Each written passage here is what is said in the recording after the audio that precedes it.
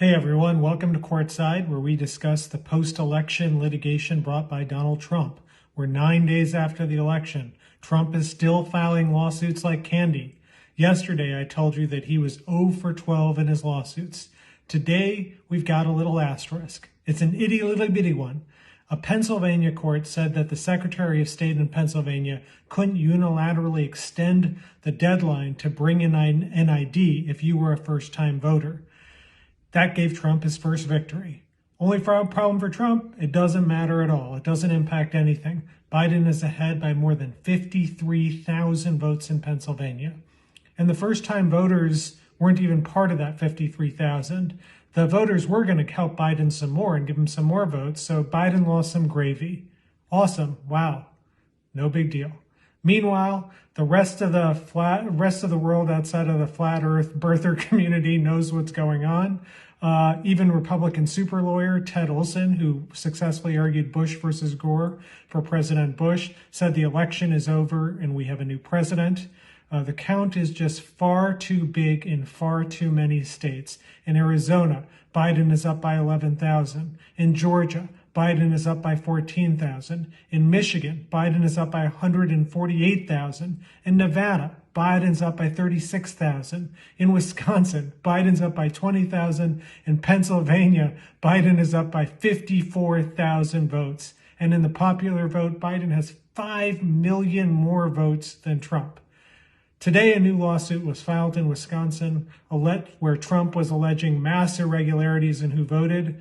It is beyond a dubious lawsuit, a conclusory lawsuit, and the idea that federal courts are going to interfere in this election with those kinds of allegations is silly, as the lawyers would say. In Arizona, a judge held a hearing in the so-called Arizona Sharpie case. So Donald Trump filed this lawsuit about something that he called, quote, systemic poll worker error. Systemic poll worker error. Now, for a guy who's so allergic to systemic racism, it's rather humorous to see him trying to connect the dots from little individual instances into something systemic, which of course is the case when it comes to race, is certainly not the case when it comes to Arizona, as I'm about to describe to you. So Trump's argument is this so-called systemic poll voter error led to thousands of votes not being counted for him. And his argument was that people who used Sharpie pens to vote had their votes bleed onto other ballots, and that contaminated them and they didn't count. So the thing about a lawsuit is you need to have some evidence. So what was that evidence? Well, we had a hearing today. So one witness who Trump called voted, and she said, well, her family told her her vote didn't count, so that's why she came to court. She didn't know that her vote didn't count. It was just her family told her so.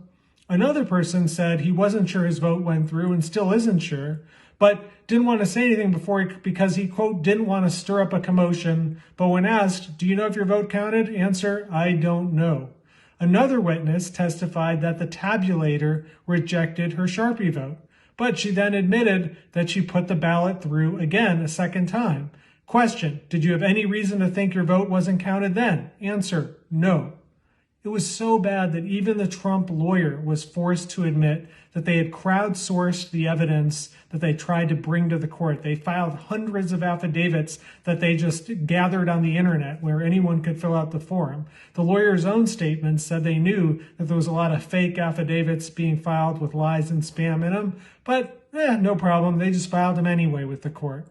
And the piece de resistance, at the very moment in Arizona that the Trump PR machine is outside of court saying massive fraud and this and that, the lawyer was forced to admit, quote, this is not a fraud case. It's not a stealing the election case.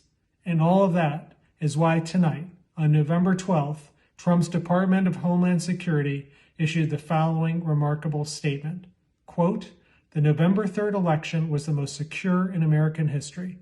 There is no evidence that any voting system deleted or lost votes, changed votes, or was in any way compromised. The thing is over, folks. We just have to wait until Donald Trump realizes it.